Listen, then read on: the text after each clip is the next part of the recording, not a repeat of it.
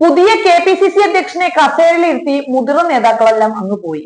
പക്ഷെ കുറച്ചു കാലങ്ങളായി ഈ അധ്യക്ഷ സ്ഥാനത്തെ തലവേദനകൾക്ക് പുറകിൽ ഇരുന്ന് മടുത്ത സുധാകരന് മാത്രം ഇതൊന്നും മറക്കാനും പൊറുക്കാനും കഴിഞ്ഞിട്ടില്ല.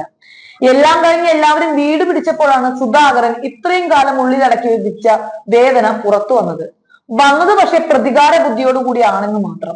തിരഞ്ഞെടുപ്പ് അടുത്തിരിക്കുന്ന സമയത്ത് സുധാകരനെ പിണക്കാതെ നയത്തോടു കൂടിയാണ് നേതാക്കന്മാരെല്ലാവരും സണ്ണിയെ പരിഗണിച്ചത്.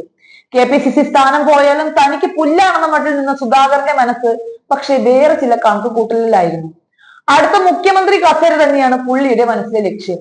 ഈ അവസരത്തിൽ താൻ പാർട്ടി വിട്ട് മറ്റൊന്നിൽ ചേക്കേറേണ്ട എങ്കിൽ മുഖ്യമന്ത്രി സ്ഥാനാർത്ഥിയായി തന്നെ പരിഗണിക്കണമെന്ന ആവശ്യമാണ് സുധാകരൻ ഹൈക്കമാൻഡിനോട് പങ്കുവച്ചത്.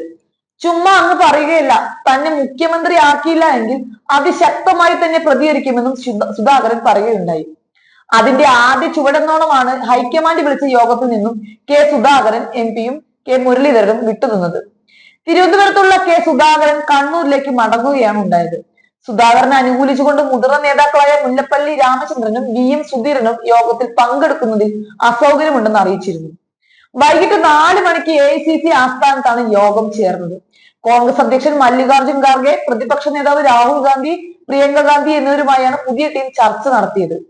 KPCC അധ്യക്ഷൻ സണ്ണി ജോസഫ് MLA, വർക്കിംഗ് പ്രസിഡന്റുമാരായ PC ബഷീർനാഥ്, Shafi Parambil, AP Anilkumar, UDF convener Adoor Prakash, മുൻ KPCC അധ്യക്ഷന്മാർ, കേരളത്തിൽ നിന്നുള്ള വർക്കിംഗ് കമ്മിറ്റി അംഗങ്ങൾ എന്നിവർക്കാണ് യോഗത്തിലേക്ക് ക്ഷണം.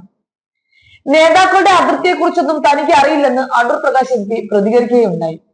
തദ്ദേശ തെരഞ്ഞെടുപ്പും നിയമസഭാ തെരഞ്ഞെടുപ്പും മുന്നിലിരിക്കെ പുനഃസംഘടന പൂർത്തിയാക്കുന്നത് ഉൾപ്പെടെയുള്ള കാര്യങ്ങൾ യോഗത്തിൽ ചർച്ചയായി എന്നാണ് ലഭിക്കുന്ന വിവരം. സത്യം പറഞ്ഞാൽ ഇതോടുകൂടി തൃശങ്കുമുനയിലായിരിക്കുകയാണ് കോൺഗ്രസ് ഹൈക്കമാൻഡ്. എല്ലാം ഒന്ന് കരക്കടുപ്പിച്ച് വരുമ്പോഴാണ് സുധാകരന്റെ പെട്ടെന്നുള്ള ഈ മനം മാറ്റം. സുധാകരനെ അംഗീകരിച്ച ശശി തരൂർ അടക്കമുള്ള മുതിർന്ന നേതാക്കളെല്ലാം പാർട്ടിയോട് ശത്രുതാ മനോഭാവം പുലർത്തും.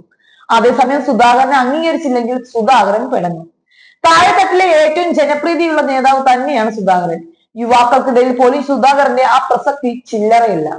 അതുകൊണ്ട് തന്നെ തിരഞ്ഞെടുപ്പ് അടുത്തിരിക്കുന്ന ഈ സമയത്ത് നല്ലതുപോലെ സുധാകരനെ കണ്ടില്ലെങ്കിൽ അത് പാർട്ടിക്ക് മൊത്തത്തിൽ ക്ഷീണം ഉണ്ടാക്കുമെന്ന കാര്യം തീർച്ചയാണ്.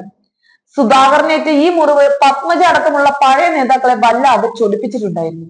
അതുകൊണ്ടാണ് കഴിഞ്ഞ ദിവസം സുധാകരനെ ഉപയോഗിച്ചുകൊണ്ട് കറിവേപ്പില പോലെ പാർട്ടി വലിച്ചെറിഞ്ഞെന്ന് പത്മജ പറയുകയുണ്ടായത്. അതിന്റെ കൂടെ ഇന്ന് മുരളീധരനും കൂടിയായപ്പോൾ കോൺഗ്രസ് വീണ്ടും പിളരുമോ എന്ന സംശയത്തിൽ തന്നെയാണ് ജനങ്ങൾ.